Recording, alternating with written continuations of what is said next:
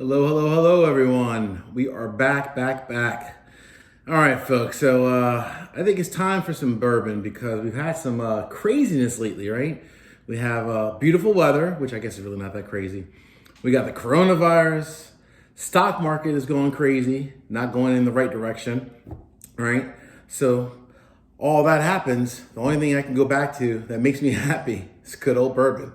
All right, so today we're gonna go ahead and review Willett Rye. But before we get into Willett Rye, I just want to give a quick shout out to some of the people that subscribe to the channel, give some really good comments. Raul, some new subscribers, Big Will Pro, Raider Nation. Thank you guys for watching. Really appreciate it. Please make sure you guys tell your family, friends, anybody who likes bourbon, drinks bourbon, sips bourbon. If anything bourbon is around them, please make sure you guys give them my name, share my information with them. I appreciate it. Thank you.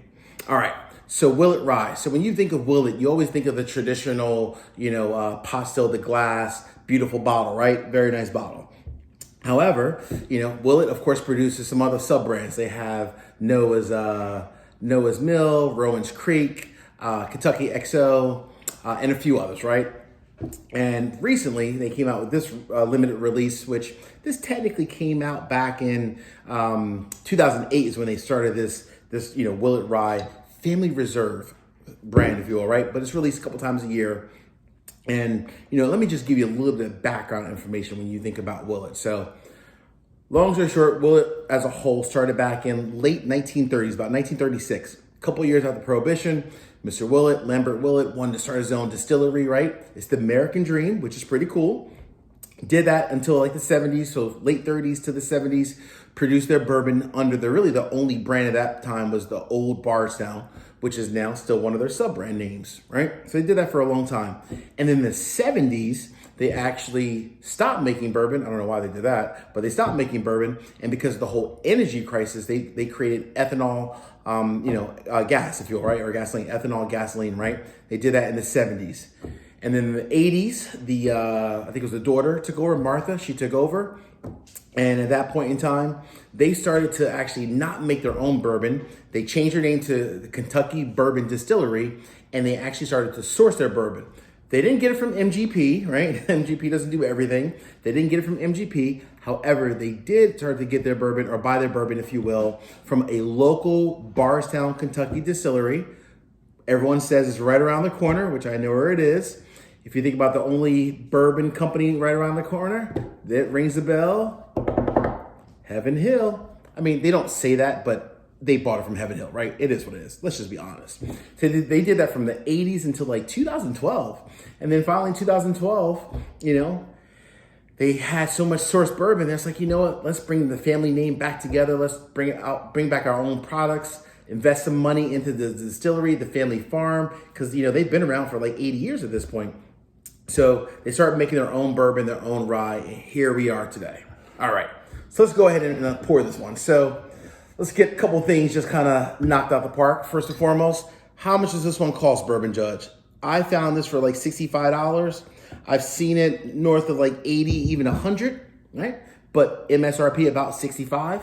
So this is this is a cask strength small batch rye. So it means that it's a rye, but a small batch. So they're basically kind of blending various barrel proof ryes, right? This one comes in at 109 proof. Again, this one is aged for 4 years, right? So 4 years. All right. So let's go ahead and get into the color. I do like a rye, I will say that. Beautiful, nice dark brown. Not bad at all. Let's get into the nose.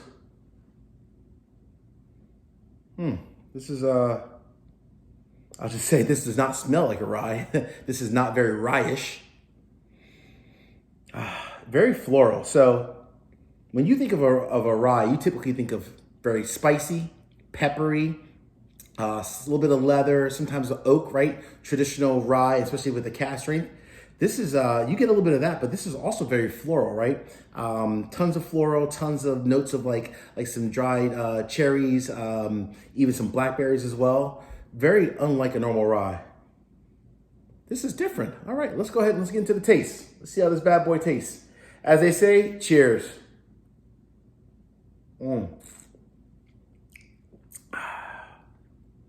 Not bad. All right. All right, so it goes down. The finish is nice and smooth, right? It reminds you that it's there because it is barrel proof, but it's not overwhelming at the same time. Those floral notes also, that transfers to the palate, stays in the palate even after the finish. So a nice long finish. It reminds you it's good quality. I like that. But we got a little bit left in the glass, and you know my rule. We do not leave good bourbon or rye in the glass. So here we go.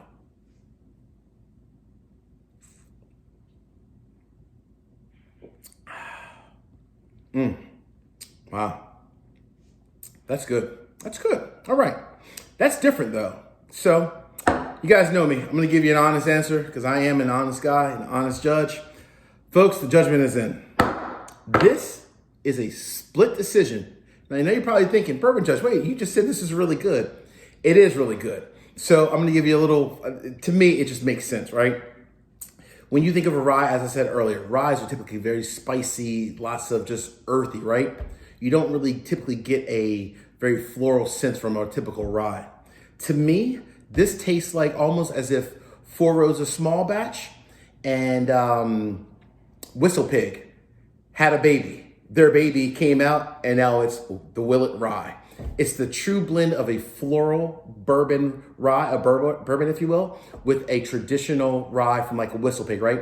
It's a true blend of the two. It really is that. So if you're open to new and something different, I would say absolutely. This is the rye for you, right? It's definitely different. If you're, I just like to keep to my traditional ryes, Bourbon Judge, and I want something that's very earthy, spicy, and doesn't have floral scents, don't get this one. For me, I'm glad I bought it at $65. I probably would have even bought it for $80. Not more than that, but at $65, this is a buy all day long. Well, folks, again, thank you for watching the channel. Please make sure if you haven't done so already, make sure you subscribe to the channel. Talk to you soon. See you later. Peace.